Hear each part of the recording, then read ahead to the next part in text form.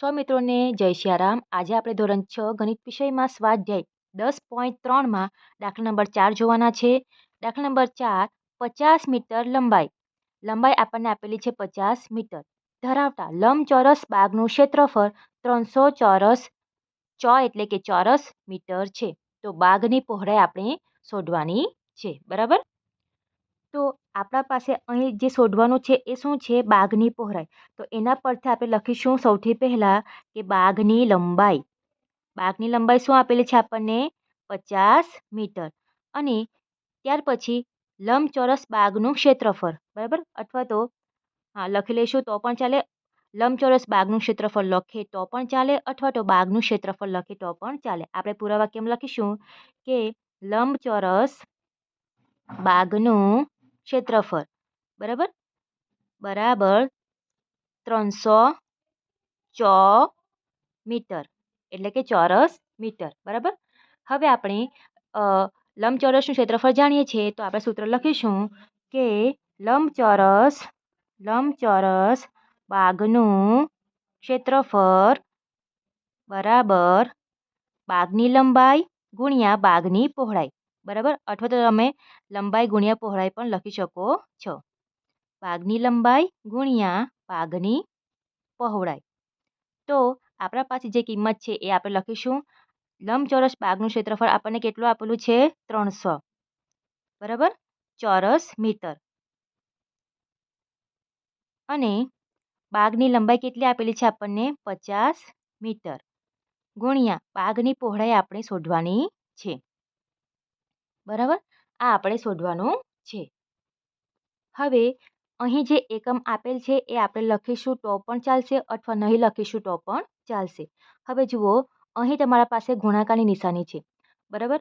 જ્યારે ગુણાકારની નિશાની હોય અને આ સંખ્યા બરાબરની જમણી સાઈડ છે 50, તો આ સંખ્યાને આપણે ડાબી સાઈડ લાવવાની હોય, તો જ્યારે ગુણાકાર હોય તો તે ભાગાકારમાં જશે. બરાબર. એટલે કે શું આવશે? અહીં 300/50 આવશે. બરાબર. અને જમણી બાજુ શું આવશે? બાગની પહોળાઈ. ફરી એક વખત સમજી લેવો. જુઓ, લંબાઈ અને પહોળાઈ વચ્ચેનો સંબંધ કયો છે? ગુણાકારનો છે. લંબાઈ 50 મીટર છે. આ 50 મીટરને આપણે આ સાઈડ લાવવાની છે, એટલે કે ડાબી સાઈડ લઈ જવાની છે. જ્યારે ગુણાકારનો સંબંધ હોય તો તે ભાગાકારમાં જશે. અહીં જો ભાગાકારનો સંબંધ હોય ધારો કે, તો તે ગુણાકારમાં જશે. બરાબર.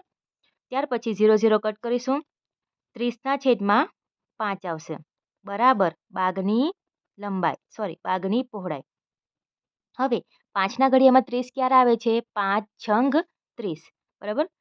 આવું નહીં સમજ પડે તો તમે અવયવ પાડી શકો છો. 5 છંગ 30 અને છેદમાં 5 બાગની પહોળાઈ. બરાબર.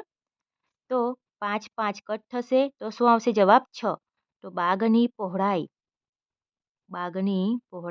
બરાબર 6 મીટર. જો તમારે એકમ લખવું હોય તો તમારે શું કરવાનું છે કે ચોરસ મીટરને તમારે મીટરનો વર્ગ લખવું પડશે. બરાબર. આ ચોરસ મીટર એકમ જે છે ચોરસ મીટર, તેને તમે મીટરનો વર્ગ પણ લખી શકો. બરાબર. ત્યાર પછી મીટર અને મીટર કેન્સલ થશે. આ પ્રમાણે આવશે. આ ચોરસ મીટર જે છે એ અહીં આવશે. આ પ્રમાણે આપણે જોઈ લઈશું એકવાર.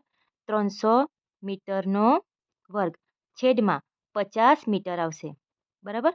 તો 1 મીટર અને આ વર્ગ ઉડી જશે, એટલે ફક્ત મીટર બાકી વધશે, જે એકમ અહીં આવે છે. બરાબર. એટલે તમે કન્ફ્યુઝ નહીં થાઓ, એના માટે તમે એકમ નહીં લખો તો ચાલશે. અહીંથી જ તમે એકમ નહીં લખો તો પણ ચાલે. બરાબર. એટલે આપણે અહીંથી એકમને આપણે કેન્સલ કરીશું.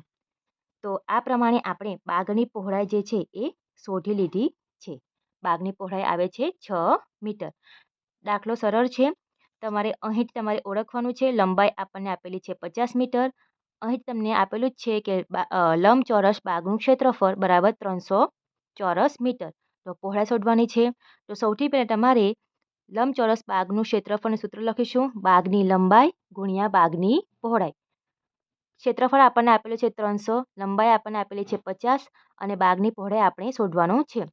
બરાબરની નિશાની હોય અને જ્યારે ગુણાકારનો સંબંધ હોય ત્યારે જે સંખ્યા આપેલી હોય એને આપણે બીજી સાઈડ લઈ જવાનું હોય તો તે ભાગાકારમાં જશે.